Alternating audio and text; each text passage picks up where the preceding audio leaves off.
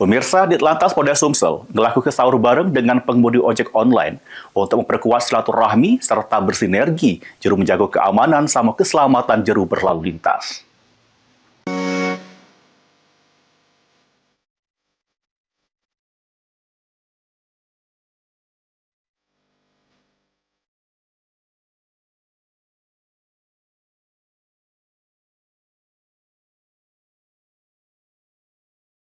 Guna mendukung terciptanya keamanan, keselamatan, ketertiban, serta kelancaran lalu lintas, Ditlantas Polda Sumsel ngajak pengemudi ojek online di Palembang untuk sahur bareng di kantor Ditlantas.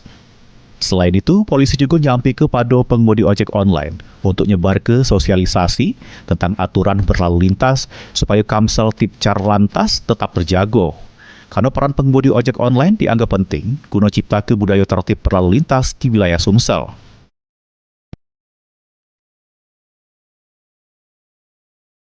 Selain itu, dengan sahur bareng di bulan Ramadan ini dilakukan.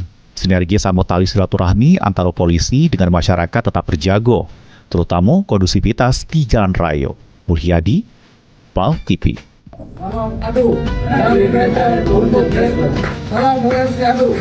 untuk